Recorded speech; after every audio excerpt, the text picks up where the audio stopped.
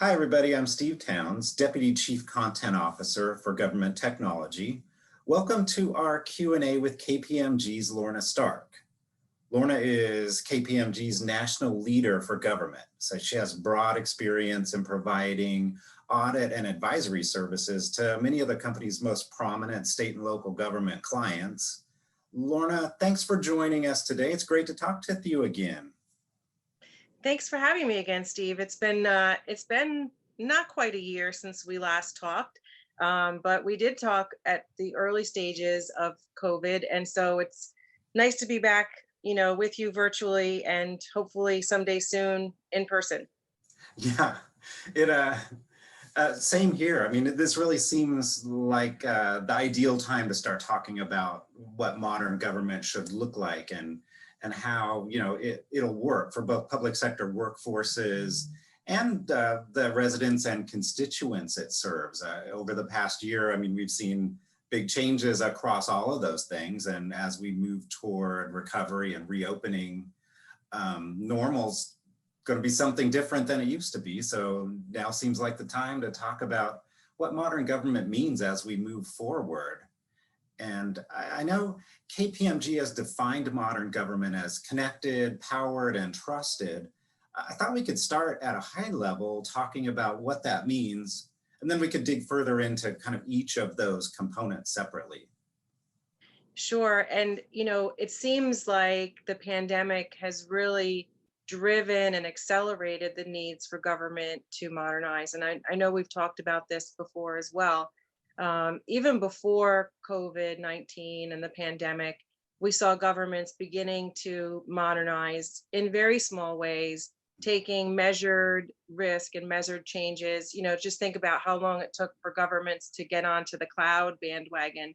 And so in some ways, the pandemic has really accelerated the need, and it's made our constituents and residents, the citizens, and even the workforce of government more aware of the need for government to modernize, for the benefit of both the government workforce and the people that it serves.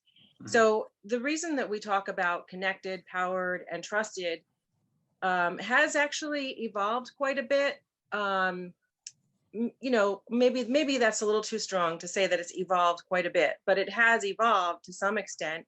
And we have a lot more current research and information about how people feel about government and how the workforce feels about government as a result of COVID or during COVID. So connected to us really means, governments are collaborating and sharing information. They're transparent. I really think, and I thought this before COVID, that governments could really make more headway in solving the biggest issues of today or yesterday and tomorrow if agencies are working more closely together, if they are sharing and using data more effectively. I like to use this example around homelessness and housing, right? Even just here in New York City, there's 3 or more agencies or entities that are very focused, government entities that are focused on housing and homelessness, if you put the two together.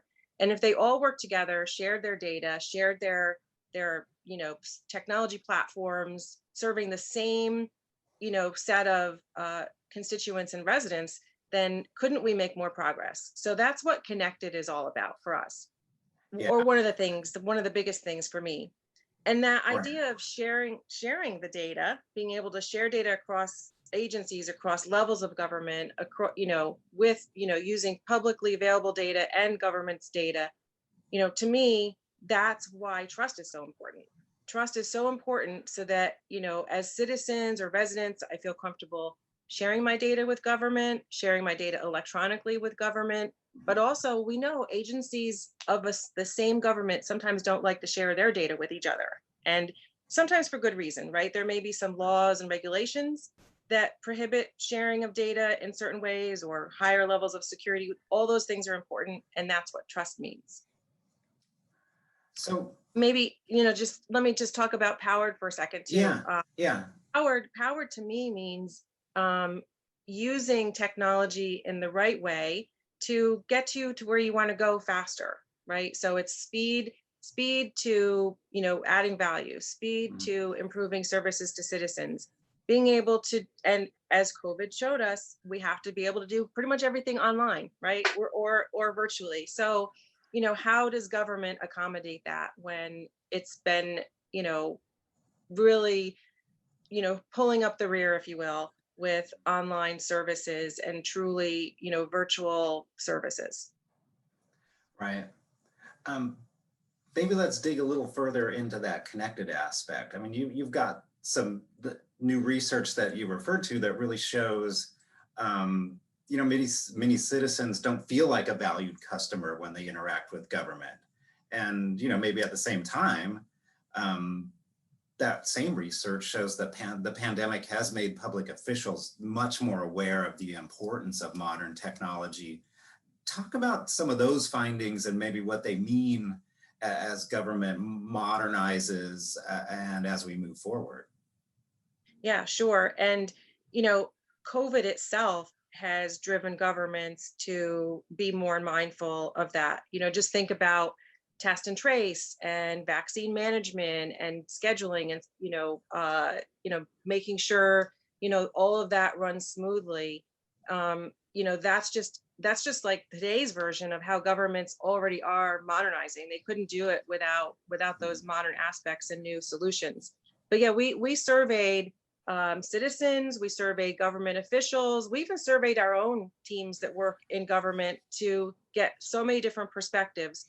And we also did a lot of work globally, just as what's happening with COVID. How is that changing what our clients, whether they're government or commercial, how they're thinking and what they're trying to do? So I'm going to look at my notes a little bit here. I want to make sure I get my Yep. facts and figures correct. So one of our questions around how do people feel about government services, 57% of the government executives said that COVID-19 has forced their agencies to move more aggressively toward online transactions. And then compared to the commercial world, our commercial clients in the global survey, the Forrester survey, it was actually 26% more people, 26% more executives indicated that customer centricity is significantly higher priority than the government population. So the government executives said 57% of them said we're moving more in this direction, but 72% more broadly, including commercial entities, said that they're moving faster and that COVID had accelerated their actions. The other thing that comes into this is generational differences and changes. And I think we would have said a year ago, we would have said, the baby boomers in particular, yeah, they like technology. Some of them are really tech savvy, but some of them. One of our clients said this. It's a quote in our modern government piece that the older folks, grandma, grandpa, they wanted to go to the DMV. They wanted to stand in line and see their friends, and it was a social thing, right? Getting out of the house, going to pay your real estate taxes, or get your license renewed. Now even the boomers don't want to go out and do those things if they don't have to, and a lot of that is health and safety. And with the vaccines, maybe we'll get closer to that. But as you said, there's not going to be a true normal again, where there's a new normal.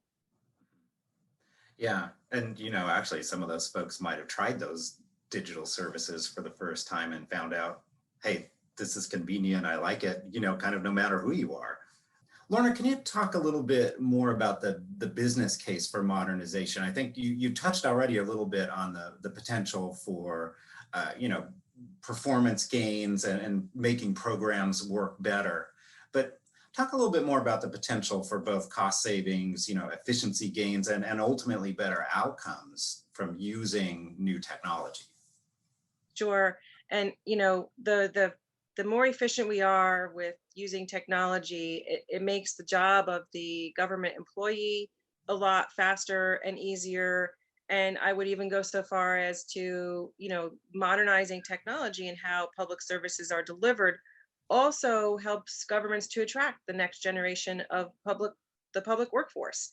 Let's face it, things have changed drastically, in just not just in the past year, not just in the past couple of years, even 24, 36 months ago, when we started having discussions around intelligent automation and, robotics and things like that, they certainly help to make process more efficient.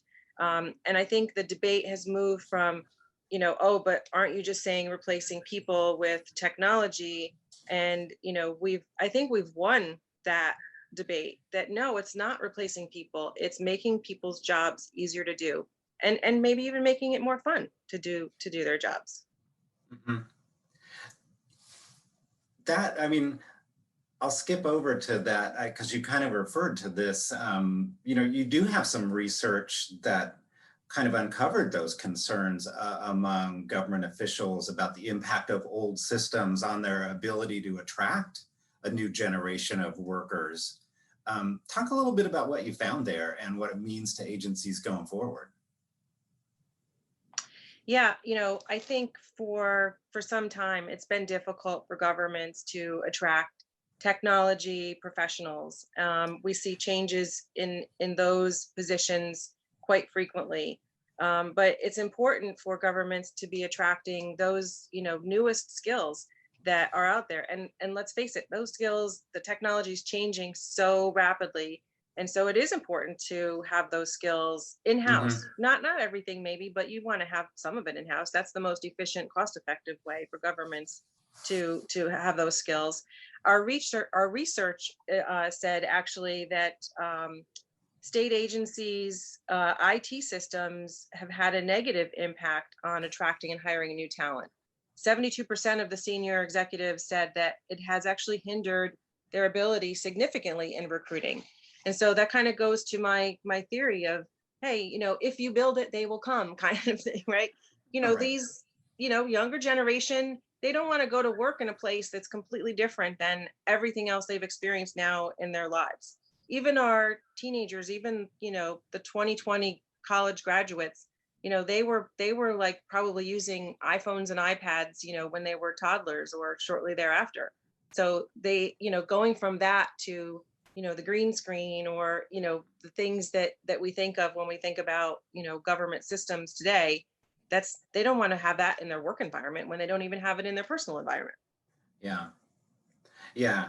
So these two things are going to go together, right? That the system modernization, the technology modernization, but also kind of what workforce modernization, or the training and skills development is going to have to move along kind of that same path, right? So Yeah. you have the modern systems, but you also have the skilled employees that are going to be able to use those new tools. Right. And that's where the powered piece comes in too. It's not just about how government delivers services to power that with technology. It's also powering your HR function, powering your recruiting function, right? It starts the experience of a recruit or a new hire, that starts the day that they interact with you. And right now it's 100% online, and governments are hiring again, for many different reasons, but really mostly to help with COVID recovery and COVID related activities, right? So if the first experiences somebody has with the government when they're looking for a job or considering a position is clunky old manual process and, no technology, it's kind of a signal, right? And look, governments are competing with a lot of employers, and that's, I think, going to increase as we hopefully get further into this recovery. And you mentioned just finding efficiencies and how do we afford modernization. Last time we talked, there was little money for governments themselves to use, certainly to respond directly to COVID. There was money in the CARES and the supplemental CARES acts, but now we have the American Rescue Plan, and governments not only have money to help them with lost revenues, but there are monies for modernization in there, and some of the most needed areas of modernization. It was very thankful that that was in there. It's probably Yeah. not enough, but it's a good start. Yeah. I mean, it would seem like a good opportunity to move in the right direction. And, now you've got some resource to do it. Um, Lorna, let's talk about the trusted government aspect. I know Your survey found some encouraging news about citizen confidence in online government services. Give us your take on, kind of where governments are doing things right, and they are doing some things right, and where there's still room for improvement. Yeah, another surprising thing that we found in our research was that 56%, more than half of the citizens or constituents that we surveyed said they trusted government and their employees. I was like, wow, okay, I thought it would be less than half. It's just a little more than half, 56%, but it's a start. And I think COVID has had an impact on that as well, in both directions, positively and negatively. But our research was done right at the height before things were really truly opening. Maybe we saw more of a light at the end of the tunnel in terms of cases and hospitalizations, but it was well before the vaccines were becoming, fully tested and started to get approved. So I think that trust now it's still about cyber and security of your information and whether or not you want to share your information with government. But I think if government modernizes to the point where we're not having to provide the government our same information 5, 6, 7, 8 times, maybe it's one time. We talk about like the universal ID, and we talk about some of these other things which really could help, I think, improve the trust, right? I think people do want government to be the single source of truth. They want that from their government. They expect that from their government. And so it's not just about the traditional cyber attacks anymore. Of course, there are still those other external threats and even internal threats from a cyber perspective. And nobody wants a solar winds. Nobody, even what we saw happen maybe 5 years ago now with City of Atlanta. We don't want to see those things happen again. But again, technology is changing every day. We have to keep on top of those things, yes. But it's more about that trust between the government and its constituents that I think, we're on the cusp of, we can get there. Yeah. You touched on, some of this in our last question, and a little bit at the opening of our session here about, the value of greater information sharing across government programs, and, how that could both improve, program outcomes as well as certainly convenience around government services. But yeah, what do agencies kind of need to do to make sure they're protecting, security and privacy as they start to pull those information, that those data streams together so that they could provide maybe a more personalized, you know, delivery of services? Yeah, I think, and we talked earlier about governments sharing data with themselves. you know, Something that is very hard. It's hard to overcome that fear of sharing information, and there are some laws and regulations that prevent some of it or make it harder. But I think that goes to the trust, right? You have to trust your peers that are trying to solve the same problems that you are in another part of government, and be able to share that data. There's just so much of it available now, and can be used in ways that really can help us, not only with the immediate need of COVID related services, but recovery, economic recovery for our governments and for our country. So I don't feel like there's that much new about it, other than let's figure out a way to move ourselves forward in that direction. Yeah. Well, Lorna, as usual, it's great to talk to you. A lot of opportunities out there around these issues. Um, Appreciate you taking a little bit of time to chat through some of this with us. Absolutely, my pleasure. I'm available anytime you want to talk, Steve. Fantastic.